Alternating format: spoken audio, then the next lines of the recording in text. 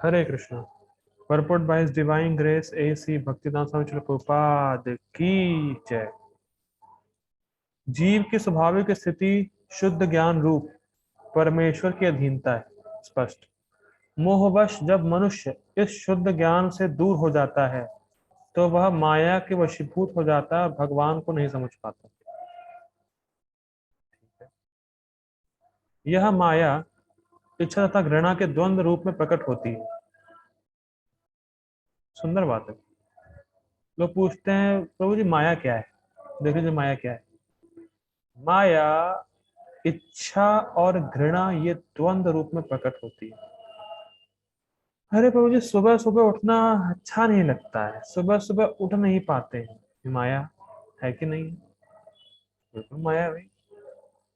आपको जिस चीज से दुख हो रहा है वो आप नहीं कर रहे हैं, आप सुबह नहीं उठ रहे हैं जबकि आपको उठना चाहिए। प्रभु जी जब में मन तो लगता नहीं, करने से फायदा क्या? ओके करना चाहिए, लेकिन आपको अपने सुख की पड़ी तो आप नहीं कर रहे हैं, ये माया है। Does it make sense?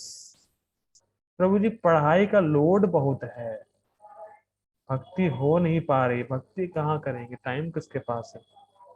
माया। क्यों? क्योंकि आपको भक्ति करने के लिए शरीर मिला है। और अगर आप पढ़ाई कर रहे हैं तो किस लिए? क्योंकि पैसा आएगा, घर वाले खुश हो जाएंगे, कुछ इंद्रिय भोग हो जाएगा, बस। और क्या? Make sense? तो माया किस रूप में आती है? इंद्र तृप्ति की इच्छा, और जो मुझे इंद्र तृप्ति नहीं दे रहा है उससे घृणा। इस प्रकार से माया आती है। जिस चीज से मेरी इंद्रिया संतुष्ट हो वो बढ़िया अच्छा है, जिस चीज से मेरी इंद्रिया संतुष्ट ना हो खराब है। ये माया है। ठीक, ये माया का रूप है। आगे बढ़ते हैं। इसी इच्छा तथा घृणा के कारण मनुष्य परमेश्वर साकार होना चाहता है और भगवान के रूप में कृष्ण से ईर्ष्या करता है। ये बहुत सुंदर। देखिए, लोग इस जगत में भोग करते हैं, फिर क्या होता है? एट लास्ट दुखी हो जाते हैं, क्योंकि दुखी होना ही चाहिए, क्योंकि यही संपर्श जब होगा दुख ही होने आए बते। इंद्रिय तृप्ति ही दुख की माँ है। जब व्यक्ति भोग करेगा तो दुखी हो जाएगा, स्पष्ट है। अब क्योंकि वो दुखी हो गया है, इस जगत के लोगों की सेवा करते करते, भाई आप सेवक तो हैं ही हैं, इस जगत के लोगों की सेवा करेंगे, कुछ भोग प्राप्त होगा तो भोग, आप भोग इकट्ठा करेंगे, तृप्ति करेंगे अपनी। तो व्यक्ति जब बिल्कुल फ्रस्ट्रेट हो जाता है कि भोगों में बिल्कुल कुछ नहीं रखा है, इस जगत के लोगों की सेवा में कुछ नहीं रखा है, तो सोचता है मैं किसी की सेवा करूंगा ही नहीं। सब ही ऐसे ही होते हैं, सब ही मुझे निचोड़ने वाले होते हैं, यहां तक कि भगवान भी ऐसे ही होते हैं। तो भगवान के स्वरूप को नहीं समझकर सोचते हैं कि हम उनमें लीन ही हो जाना बेटर है।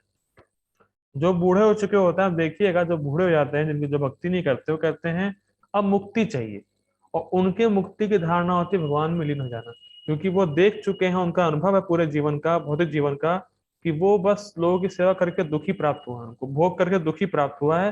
तो अब मैं ऐसी जगह जाना चाहता हूँ जहाँ कोई मुझे परेशान ना करे और वहां पे कोई लोग भी ना हो, और इसीलिए चाहते हैं कि भगवान में लीन हो जाए। तो ये है भगवान से ईर्ष्या, क्योंकि वो भगवान की सेवा करना नहीं चाहते और भगवान को जानते भी नहीं। ठीक, तो उनकी इच्छा क्या है? मैं लीन हो जाऊं। घृणा क्या है? कोई लोग ना हो वहां पे, यहाँ तक कि भगवान भी ना हो। इसीलिए भगवान के रूप से वो ईर्ष्या करते हैं। ठीक, किंतु शुद्ध भक्त इच्छा तथा घृणा से मोहग्रस्त नहीं होते, अतः वे समझ सकते हैं कि भगवान श्री कृष्ण अपनी अंतरंगा शक्ति से प्रकट होते हैं। ठीक, पर जो द्वंद्व तथा अज्ञान के कारण मोहग्रस्त हैं, वो वे सोचते हैं कि भगवान भौतिक अपरा शक्तियों द्वारा उत्पन्न होते हैं। बहुत सुंदर अर्थ है, देखिए क्या अर्थ लिया गया यहाँ पे। यहाँ पे ये अर्थ ले रहे हैं कि जिस व्यक्ति को खुद का देह अभिमान है, जो व्यक्ति ये सोच रहा है मैं देह हूं, वो भगवान के बारे में भी यही सोचेगा कि भगवान भी देह। तो फिर रिपीट कर रहा हूं, इस समय इतनी मिसकंसेप्शन क्यों है? क्यों लोग आक्षेप उठाते हैं कि भगवान ने 16,000 रानी रखी, भगवान ने ये किया, भगवान ने वो किया? वो ये सोचते हैं कि जिस कैटेगरी के वो खुद हैं उस कैटेगरी के भगवान भी। हम शरीर हैं तो भगवान भी देह हैं।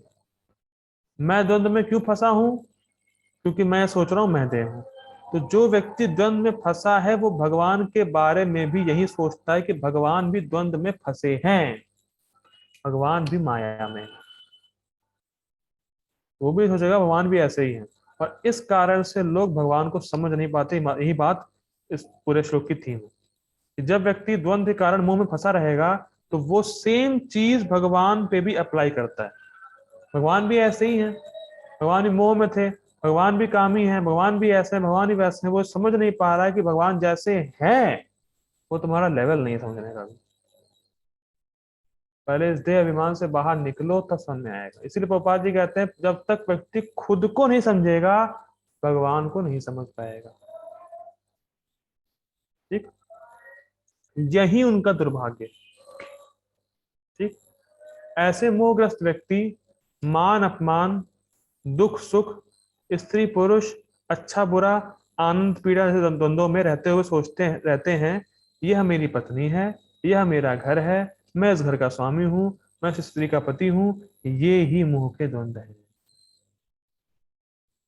जैसे प्रभुपाद जी का कोट है, आज ही शायद है, home sweet home. Prabhupada ji कहते हैं लोग बोलते हैं होम स्वीट होम, लेकिन उस घर में रहने के लिए उनके पास समय नहीं रहता। बोलते हैं होम स्वीट होम और दिन भर 12-14 घंटे काम करते हैं, थक के आ रहे आते हैं, सो जाते हैं, फिर सुबह भागना होता है।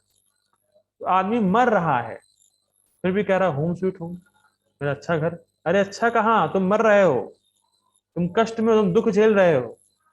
माई होम स्वीट होम, ये मोह है। ये मोह के द्वंद्व है। ठीक, तो जो लोग ऐसे द्वंद्वों से मोहग्रस्त रहते हैं वे निपट मूर्ख हैं और वे भगवान को नहीं समझ सकते। तो बेसिकली देखिए हम लोग क्या हमने सीखा क्या है, देखिए ये तो मोह है कि मैं ये देह हूँ। सबसे पहला मोह क्या है, मैं ये देह हूँ, तो सब शुरू हो जाता है आगे बढ़ना। ठीक, अब इस मोह से निकलना कैसे, ये मेन, तो ये तो मोह है ना, ये तो बीमारी है। सॉल्यूशन क्या है इसका? देखिए हमें भक्तों के संग में आना चाहिए, उनसे सीखना चाहिए, समझना चाहिए कि मैं भगवान का स्पिरिचुअल अंश हूँ। क्या उसको बोलते हैं, याद नहीं, हिंदी में याद नहीं आ रहा मुझे। ठीक है, या अभी स्मरण नहीं हो रहा। बेसिकली ये हमें सोचना है कि मैं भगवान का स्पिरिचुअल अंश हूँ, मतलब भगवान स्पिरिचुअल तो मैं भी भगवान का अंश हूँ, मैं अणु हूँ, मैं बहुत छोटा हूँ, इनफाइनाइटेसिमल हूँ मैं, तो मैं बहुत छोटा हूँ। और मैं अपने ही कारण, मेरी कोई गलती थी, इस वजह से मैं इस जगत में फंसा हूँ। और एकमात्र my only duty, only focused on only my only duty, कि मैं युक्त वैराग को धारण करके भगवान की भक्ति में लगा रहा हूँ। अब युक्त वैराग क्या है भैया? युक्त वैराग मतलब सारी वस्तुओं को अपने भोग के लिए ना देख के भगवान की सेवा में लगाना। कुछ छोड़ना नहीं है हमें, हमें आर्टिफिशियल वैराग धारण करना है, ये छोड़ दूंगा वो छोड़ दूंगा, नहीं। मैं भगवान का अंश हूँ, मेरा एकमात्र कर्तव्य भगवान की सेवा करना है, और मैं अपने शरीर से, मन से, वाणी से भगवान की सेवा करूंगा, और जो भी वस्तुएं मेरे पास हैं उनको भी भगवान की सेवा में लगाऊंगा, including my wife and my sons, my बच्चे, अगर किसी कोई गृहस्थ आश्रम में है तो। इससे ही हम मोह से बाहर निकल आएंगे, और कोई उपाय है नहीं। और जब तक आप मोह में हैं आप मूर्ख हैं, भगवान को समझ नहीं पाए, बिल्कुल स्पष्ट है। तो बाहरी तौर पे तो आप जैसे, बाहरी तौर पे तो हमें व्यवहार रूप से तो करना पड़ता है कि मैं श्रेयांश हूँ, ये मैं पुरुष हूँ, ये तो बाहरी तौर पर है। लेकिन आंतरिक चेतना ये होनी चाहिए, आंतरिक रूप से सोचना चाहिए कि मैं भगवान का अंश हूँ और मुझे भगवान की सेवा करनी युक्त वैराग्य से। जो चीज भगवान की सेवा में उपयुक्त हो सकती है उसको मैं ग्रहण करूं, और जो नहीं हो सकती है, जो मेरी भक्ति में बाधा है, उसको निकाल फेंकूं। युक्त वैराग्य। जब हम इस प्रकार से भक्ति करेंगे और मन बोलता रहेगा अरे ये अच्छा है तुम्हारे लिए, वो अच्छा है तुम्हारे लिए, लेकिन विवेक नहीं, इस चीज से मेरी भक्ति डाउन होगी, इसको मुझे ग्रहण नहीं करना है। तो मन के वेग बार बार आते रहेंगे, उसको सहन करना है। मन ये मोह उत्पन्न करेगा कि इस वस्तु को प्राप्त करके तुम सुखी हो जाओगे, लेकिन हमें ये विवेक हमेशा रखना है कि इस जगत की कोई भी परिस्थिति में मैं सुखी नहीं हो सकता हूं। इस जगत में कोई ऐसी स्थिति नहीं है, न थी और न होगी जो मुझे संतुष्ट कर सके। मन का ये कॉन्स्टेंटली पिचिंग रहती है, अरे अभी सुखी नहीं हो ना, ऐसे कर लोगे फ्यूचर में तो हो जाओगे। लेकिन हमें समझना पड़ेगा कभी भी हम इस जगत में सुखी नहीं हो सकते, क्योंकि ये जगत सुख के लिए है ही नहीं ना भाई। देखिए बात समझ में नहीं आती लोगों को, ये जगत सुख के लिए है ही नहीं। लाइब्रेरी पकौड़े तलने के लिए नहीं है वहां पर। आपने देखा कभी लाइब्रेरी में गए, पकौड़े तल रहा हो कोई हलवाई बैठा? अरे भाई वो प्लेस उसके लिए है ही नहीं। इसी प्रकार से ये जगत सुख के लिए है ही नहीं। जब तक हमें भगवान का प्रेम प्राप्त नहीं होगा तब तक हम संतुष्ट नहीं होने वाले किसी भी हाल में। और प्रेम प्राप्त करने का एक ही मात्र साधन है भगवान कृष्ण के नाम का जप। हरे कृष्णा कृष्णा कृष्णा हरे हरे, हरे राम राम राम हरे हरे। और भगवान की भक्ति करना, तब हम संतुष्ट हो पाएंगे। मन बोलता रहेगा, बोलने दीजिए, आप भक्ति करते रहिए। ठीक। हरे कृष्णा। शिव भगवद गीता की जय, श्रील प्रभुपाद की जय। Hare Krishna. Happy Ekadashi to all of you. Hare Krishna.